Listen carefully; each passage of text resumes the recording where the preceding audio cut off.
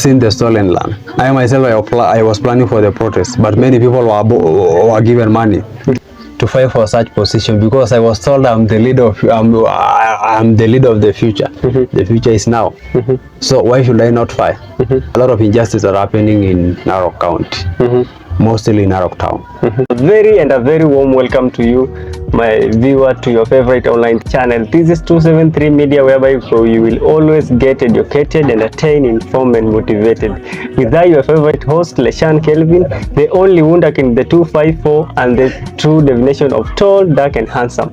So I want to welcome you back to the other amazing episode, whereby today tutakuwa na talk moja moto, by the way, and coming to this point whereby we just buried the late the MC Narok Town MCA, the Honorable Luka Kudate, aka Bulldozer. May his soul rest in peace. So as a result, this has arose many ideas and many things whereby most of the youth and most people are interested in this position, whereby the by-election is unknown, but now today we're gonna talk. That will be part of our talk today. But indeed, today we have a man of integrity in the building. This being our first TV setup here, as you can see. So without further ado,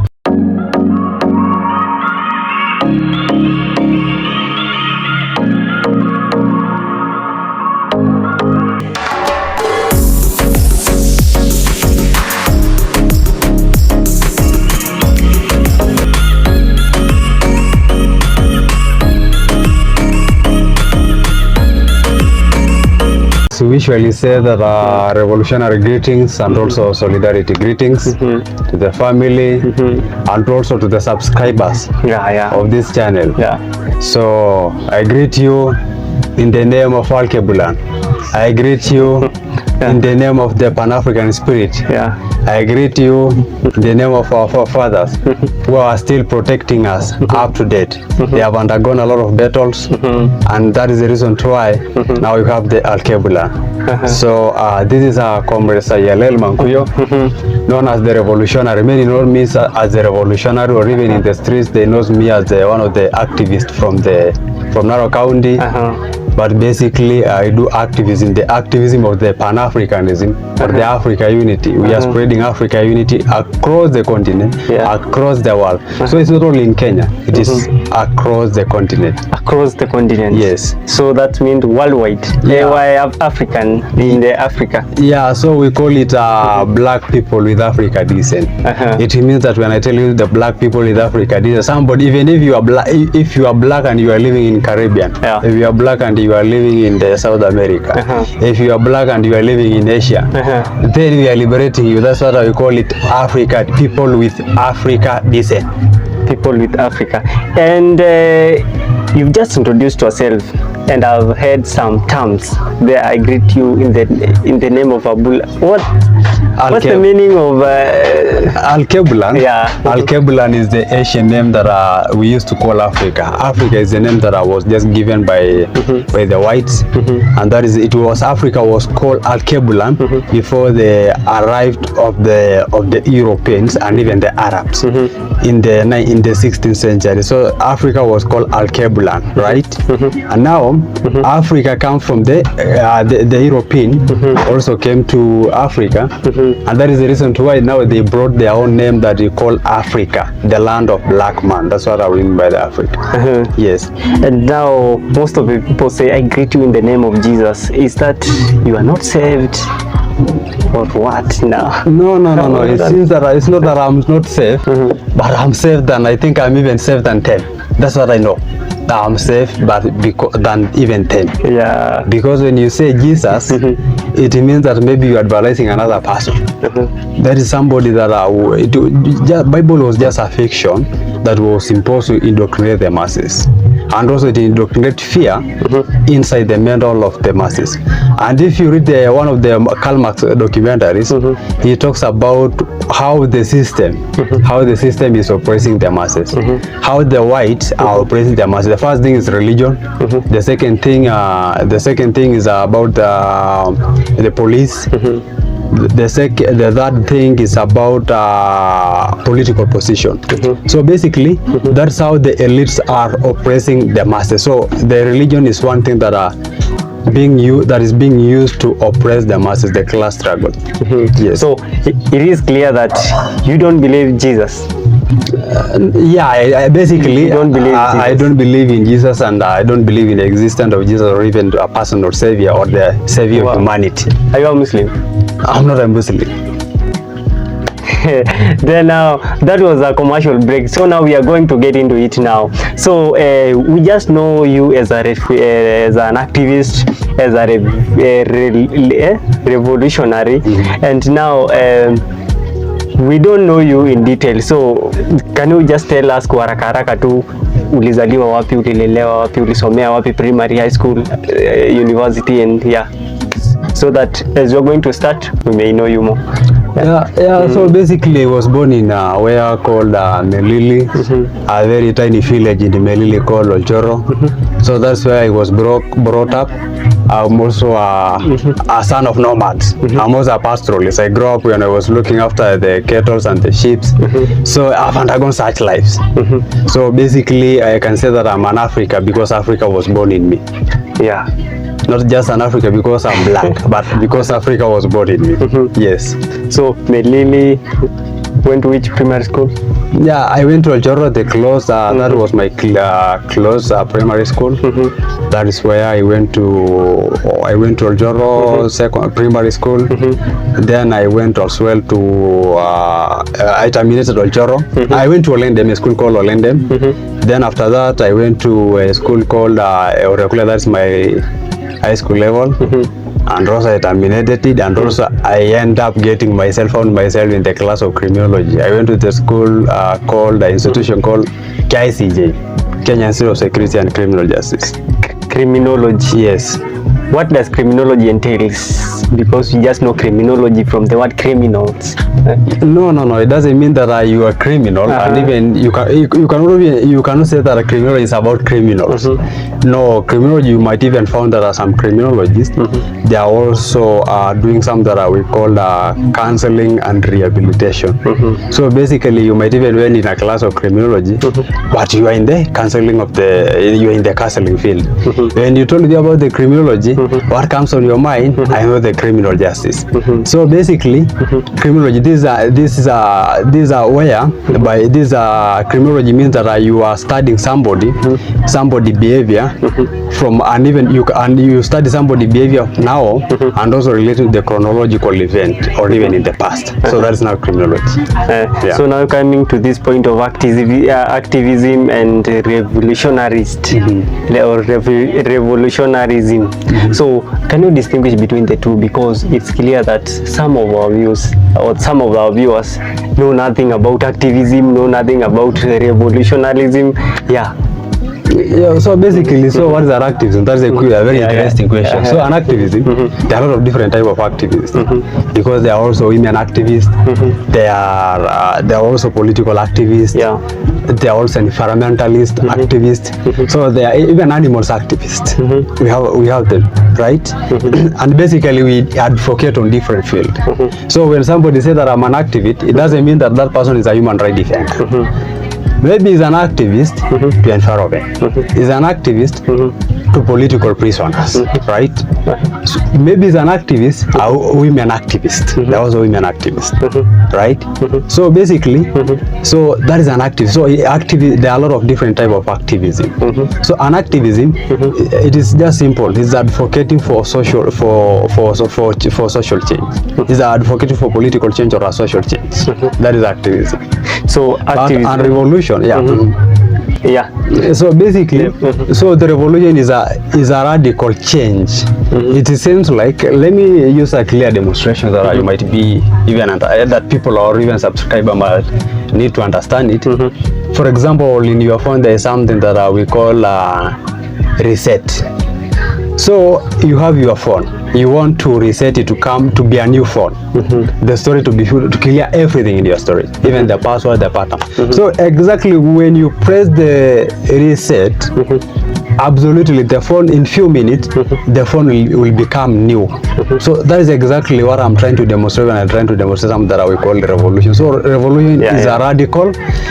It doesn't matter whether you bring it by mutiny, coup d'etat, insurgency, no, violent, but that is a revolution. But it is a total radical change. That's what we mean by the revolution. So now I think my viewers now are aware or are cognizant about this thing. So now you've said that we have women activists, we have environmental activists.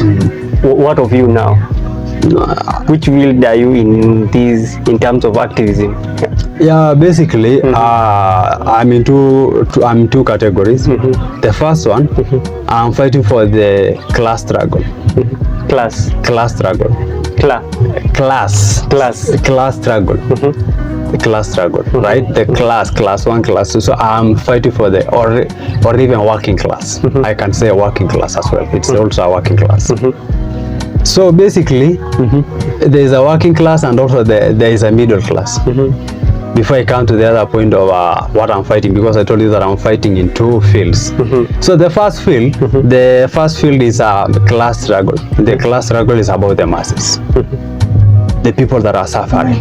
How many people want land in Kenya? There are few. A few, yeah. How many people are languishing here in Nairobi, sleeping in the streets, spending their cold nights in the streets? Plenty of them. But how many people are owning millions of land everywhere in Ruaka, everywhere in Kenya? There are many. So we are also advocating for the class struggle.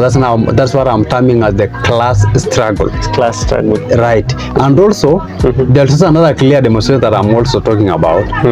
There are also something like low wages. How many companies are around in Nairobi or even Nakuru, any town in Kenya?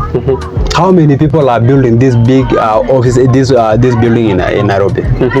There are many. But at the end of the day, how much does that person earn? Let's say 500 Kenya shillings. What about the owner of the building? How much does he earn in the same building? Through rentals, through payment, through what do you call it? Through rent, million of money. But where was the same person who came there? He struggled there. The person who was lifting the bricks, very heavy bricks. How much did he got? 500 Kenya shilling. And the owner is getting million of money from there. So coming to this point that you said that you're fighting for people's rights. What we've never seen people protesting that we want people to fight for our rights. Why people we have this rhetorical question that running in our viewers' mind, whereby they might be asking themselves that why will you fight for people's rights? Why? Why now? And you are not seeing an office funding the people with the people fighting for the people's right. Yeah, basically this is something that is a very crucial question, and sometimes for them I think it might be a rhetorical question, because we know that for the little struggle that we have now, the little independence that we have now, it is because of our forefathers. They never slept in the boardrooms. They went to the bush. They went to fight for our land to liberate the continent and also our country as well. So basically, what I can say, to fight for the people's freedom, you need to have some kind of some amount of madness, so that to fight for their rights. And that is the reason why I'm saying some amount of madness, so that you can escape such kind of question. Because you might find that somebody is asking you such kind of a question, and then you'll be asked, you are a slave yourself. You know how much you are earning per month. You know how much the elites are earning per month. And we are fighting for your right to earn the salary that can even the salary that even can be equally to your to the list that we are fighting against. So basically, it is a war that the masses should understand. And I will usually say the battle for 21st century is the battle for an Africa mind. First you have to make people conscious about the struggle, because there is no way that I can lead somebody who believes that I'm doing nothing, or I'm just a naga, I'm just chanting in the streets, fighting for nothing, but I'm fighting for his rights. So I must make him conscious to understand what I'm fighting for, and also for him to be ready to be conscious. So we are trying to be conscious, to make them conscientize. Yeah. Yes. And who do you fund you? Your organization now? No, maybe if somebody like you, if you got somebody like you who is more interested and maybe he has some money, then he'll put money on our pocket, and we live by the day. Which company are you working from now that you're fighting for the human rights now? Yeah. Do you have some companies, or do you have some groups, or do you have some coalitions? Yeah, I'm in many coalitions, and also I'm in many different organizations, because as we usually say that solidarity is not an act of charity, but it's a unity. It's a unity between different forces fighting for the same cause, to liberate humanity. So basically, I'm in many different Pan-Africanist organizations. For example, I'm the president of the Communalism Movement of Africa. It's across Africa, it's across the continent. And also I'm also a representative, Kenya representative. East Africa Must Unite. East Africa Must Unite. And also I'm also a coordinator of the Worldwide Pan-Africanist Movement. And also on the local, I'm also in the social justice movement as well. And now, we always say that things are done with a lot of decorum and decency. But now, according to you, and at the look of things, you've been very cruel because of the protests and everything. And the president even saying that you are destroying people's property. So what's to say on that? In fact, I remember it very well when we do protests. We usually do protests in Nairobi. But we are not the one who cause chaos. Police cause chaos. Yeah, we are not the one who cause chaos. Immediately when you see the protesters, they usually come to the road. They are very, very peaceful. They even watch, some of them you can even see them with placards. You can see them with flowers. But the moment the police come, that is the moment that you will see chaos. In fact, we never cause chaos. It is them that are deploying the police. The moment the police come, there is a confrontation with the people. So what do you expect? So throw my stone, I'll draw my tear gas. Throw your stone, I'll draw the live bullets. So that is it. So we have never vandalized anything. We have never vandalized anybody property. And timing as the people, as the assholes or whatever, I think it's just blackmailing their masses, because he knows that he is an illegitimate government. The president himself is illegitimate. So basically, I think that is another way. It's just a kind of a way of brainwashing people. And also, for example, so the government is now brainwashing people. Yeah, it is brainwashing people. Yeah, basically, it is really brainwashing people. Oh, so now, and again, we've seen you wearing this outfit, and we never understood the meaning of the outfit. In few words, just tell us the meaning of the cape now, the red cape, like call it the jersey, or yeah. Yeah, this is a revolutionary symbol. It was a revolutionary symbol. The beret was it started becoming a revolutionary symbol in the 1950s. It was being worn by the comrade revolutionary Fidel Castro, and also comrade Che Guevara from Argentina. So basically it has been as simple since they started the toppled the government of the Batista or the government of Cuba, 1957. So that is the reason to why now it has become a symbol for the old revolutionary people with revolution mindset. And this is also another class. It's also an indication that I'm also in the class struggle. I'm not rich. We call them bourgeoisie. The rich people we call them bourgeois. We call them bourgeois. Sorry. Is that a French name or? No, it's an English name. Bourgeois. Bourgeois. Wow. In the society, we have two classes. We have okay, I have already demonstrated to you. We have the proletariat. Proletariat is the working class. The bourgeois, the people who grabbed your land, people who own millions of land, people who are still exploited from the masses, and that is where the Christianity lies in, right? That is where the politician lies in. So basically, so I'm from the working class.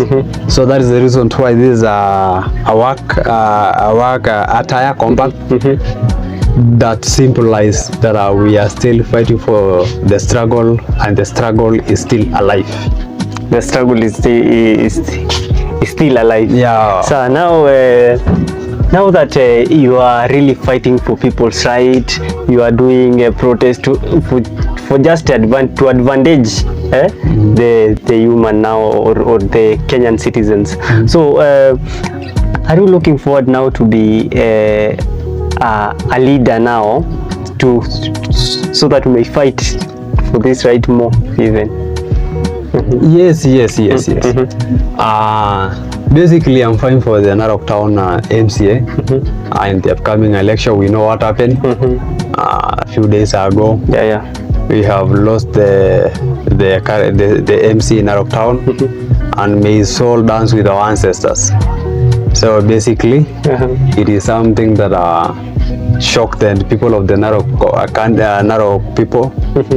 But what we understand that our spirit is still living within us. Within us. Yeah. And you say to dance. We always say to rest. Because when a person goes or a person dies, we say it rest in peace. But if you just say dance, no, dancing is not resting. No. It means that he has not rested. It is only that he has just died physically. But his spirit are still within us. That is the reason why we also say that our ancestors are still us. So, and even that is the reason why you had one of our forefathers, Thomas Sankara, from the Burkina Faso, the president of Burkina Faso from 1984 to 1987. He said that they can kill a revolutionary, but they will never kill a revolution idea. Yeah. So basically, that is the reason why we say that his ideas are still circulating within us. Yeah, they are still circulating within us. Yes. And now, now that you've just Swahili say umemwaga mtema kwenye kuku wengi, and you said you are vying for the Narok Town, the member of county assembly now, and now people of late you've been trending. Your posters have been trending. What's that one thing that driven you to vie for the member of county assembly in that town? Basically, when I grew up, I went to school. I was told that we are the leaders of the future. Now I grew up. I went to college. I went to secondary school or even tertiary level. And I was told we are the leaders of the future. So that inspired me to fight for such position, because I was told I'm the leader of the future. The future is now. So why should I not fight? Again, there are a lot of things there are a lot of injustices that are happening in Narok County, mostly in Narok Town. You can say that you can see everything in Narok County. Narok Town is just like a small shopping center. It's not even deserved to be called a town. It's just a small shopping center. And you can see the way that our leaders are misbehaving. They're just saying that we are for working. I was there. There are a lot of potholes. on the roads, on the roads. Even in the where they call CBD, there are a lot of potholes in the street. That is where the governor pass. That's where the women they pass. That's where the several MCS pass. That's where the senator pass. But a county, there are still some potholes in the same town. Look at the sewages. There are a lot of leaking sewages. There are a lot of leaking sewages, but they have never been maintained. They have never been reconstructed again. Look again at the way that people are living in Narok town. There are no any affordable housing in Narok town.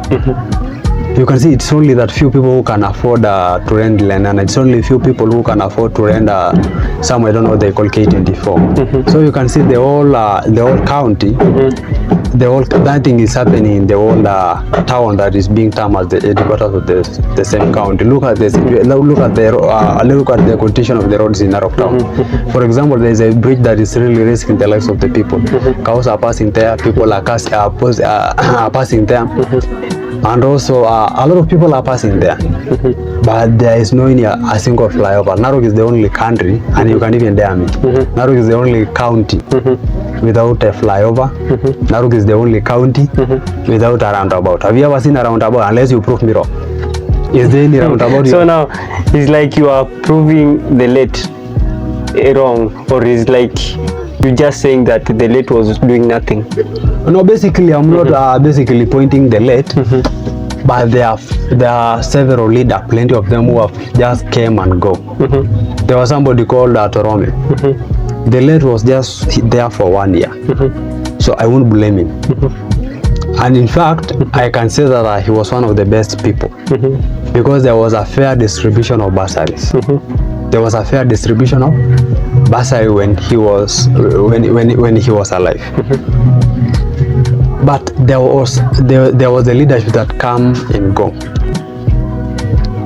So that is the leadership that we should now blame. There was a leadership by the Parcelo Torome that was there for 10 years, but nothing has ever happened. Things are just the same. Everything is dilapidated. If you see the condition of classes, even in St. Peter's, where people fought, St. Peter's Mutoni, they are still classes are very dilapidated. You can see the condition of roads. There are a lot of potholes, as I've told you. So blaming the late is not something that's substantial that for now I can draw as my point of view to actually demonstrate exactly how the situation is Narok it is now for now. So now we always see people vying. We have a lot of manifestos. Which some of your manifestos that you are saying, when I will get, these people will enjoy, or the Narok residents will enjoy this my leadership now? Yeah, basically the unique things now. Yeah, the unique thing is first of all, I've never seen any critic. I've never seen a man criticizing the government of Patrick Ntutu. The MCA, any bill that go to the parliament, all of them, they have been bought. They have been given some shillings, some coins, some pennies to go to vote for any bill that the county government official brought to the parliament. So basically, that is the first thing that I'll do. We have seen the stolen land that is called Limanet. It has been stolen, nobody complain about it. We have seen, it's only that one person that I've seen complaining, it's only Kamwaro. But others, they're just hiding. They have given handouts to keep quiet, to keep silent, for the masses to suffer, the majority to suffer. So basically, that is the first thing. There are a lot of motion that are being passed in Narok County without any opposer. So basically, that's something that I will promise youth to do. Ole Ntutu cannot bring any of his personal or family any motion, and I agree with it. So that is a clear indication that you are getting there, so that will to go against the governor, the current governor. Yeah, basically because already I've seen whatever he's doing already. So basically something that is telling me there's already a green light that shows me when I get there, there must be some wrangles. Yes. What of, you said now that she will go there and go against the current governor. What if the Narok residents love the government, the governor services, will you be advantaged? No, I think in Kenya, the population in Nairobi, in Narok, there are many. So basically, how many people voted for him? If they love him, everybody, he could have not been opposed. So I know that not everybody likes him. Yeah. So whatever he's doing is just imposing on the people who don't like it. Basically, we have seen the stolen land. I myself, I was planning for the protest, but many people were given money to boycott whatever I was intending to do, the protest that I was planning against Limanet land, parcel of land. So basically, I know that many people don't like only that they don't have vanguard leaders. We call it in revolution vanguard leaders. People who can lead the revolution or who can lead the struggle. Yeah. So I'm sure that I'll have my own masses and even the people who will vote for me, because I know I'll win. I know that I will win. Even now I know that I will win. To coming to that point that you will win, you have a big comrade support. Yeah. It is clear now that you have a big comrade support. Do you have something you've been sharing with comrades so that comrades will support you, or what? Yeah, comrades are also full of great feelings of love. So basically, they love me unconditionally. So when I declared that I will fight for the same position, the same very position, I came to notice that many comrades love me more than I've been even thinking. So it is even overwhelming that they have been even following me, but I've never known that they are following me. But I've known that they are really following me. You can see how I'm trending on social media.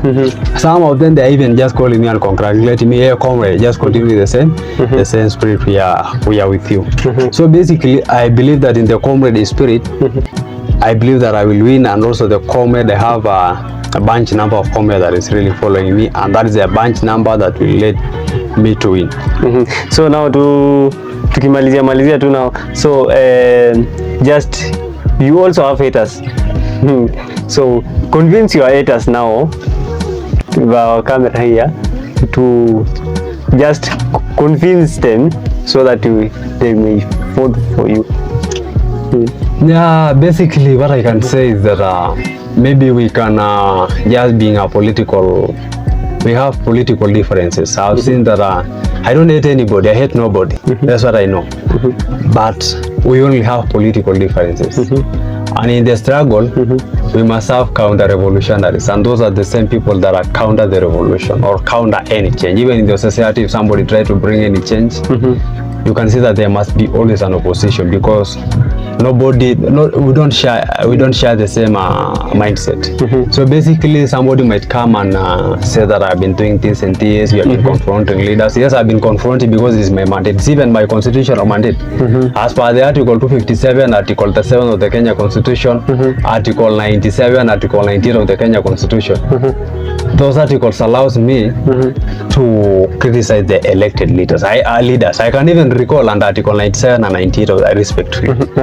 So basically, it is my mandate to challenge them, to bring them into accountability and transparency. That is the reason why you have seen me advocating for the accountability and transparency among the leaders.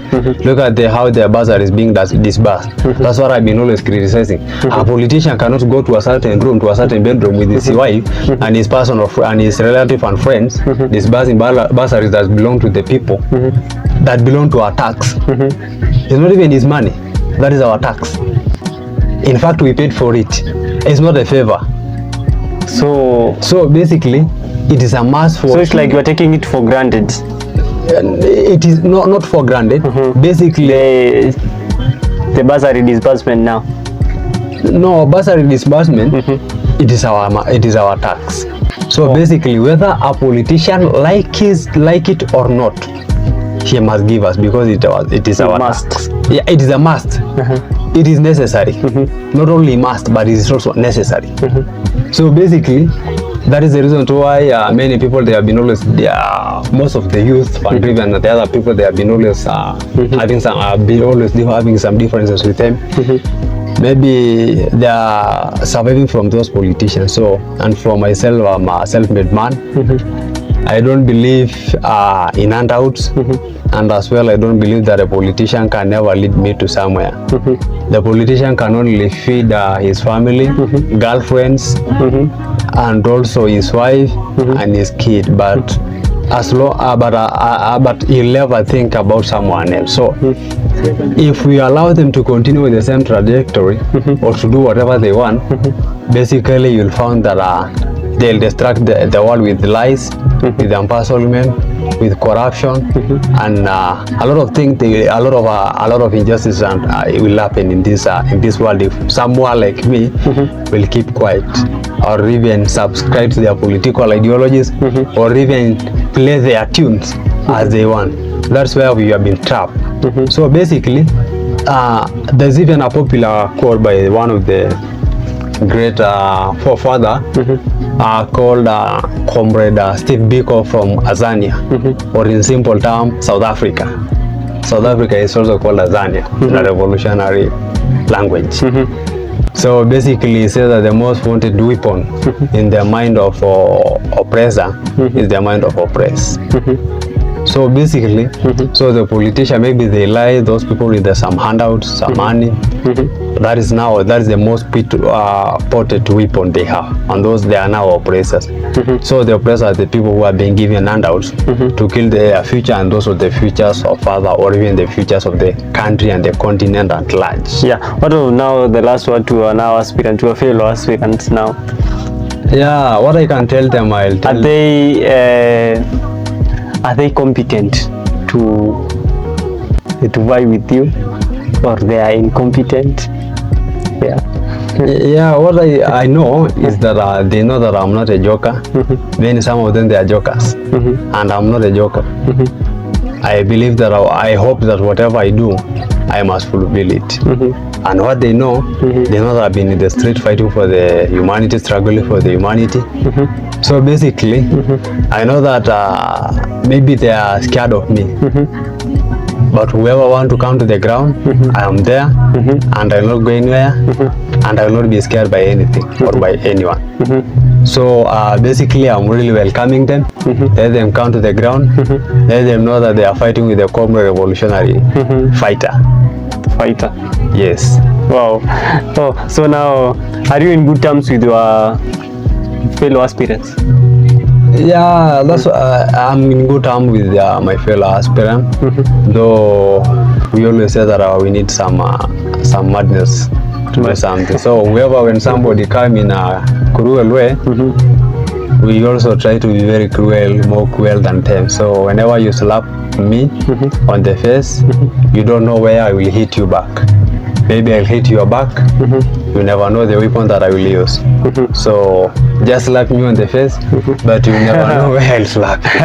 So huwa tukimalizia huwa tunakuwa na challenge hapa 273 Media, whereby we always say that are you from Nairobi by birth or by bus? No, I'm in Nairobi because I'm in Africa, and I'm in Africa. Well, you're not born in Nairobi.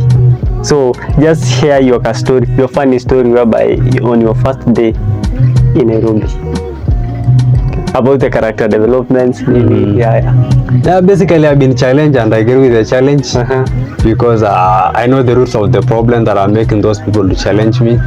There was a time some of the comrades they took my money. I think it was 2000 when I was in town. So I was really invited and also welcome to Nairobi, and also I was also being told that you're already in town because I told you that I grow in a very small remote area. So basically I was also invited in Nairobi by some comrades, and they took my 200 Kenya shilling. 2,000 Kenya shilling. So that's in the year 2008, 2018. 2019. Yeah, that's where they took to my 2,000 Kenya shilling. And that is now the life. And we really understand the life. The comrades are really hustling. The government, there are no job, but suddenly during election, people are being promised to get job or even to be employed.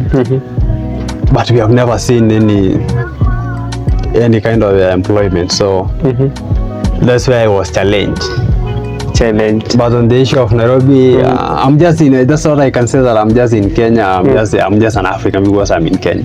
Just in Kenya. Yeah. So basically, what I also add on that is that the Berlin that are the boundaries that we have were crafted by the Berlin by the Otto von Bismarck based in 1984 in Germany. So the boundaries that we have in our mindset are the colonial boundaries. So that is the reason why you might sometimes, for us, we might be sensitive as revolutionary when somebody asks you in Nairobi. So those are the boundaries that we have just created in our mindset. Yes. So now I want to thank you once again for staying with us from the beginning up to now. So now tell your fans to subscribe to 273 Media wakisonganga hizo. Yeah, so basically whoever mwenye atawatch hii video naomba pia subscribe to 273 Media na pia mlike na pia mpige kitu inaitwa share. Yeah. It is more important. And just write something on the comment section. Just send something, a fire emoji. Just write anything. We'll yeah. Follow you. So without further ado, let's meet on the next video whereby we'll give you quality and valuable things ever and ever. The struggle continues. The struggle, aluta continues. Viva. Yeah. 273 Media. We are moving together.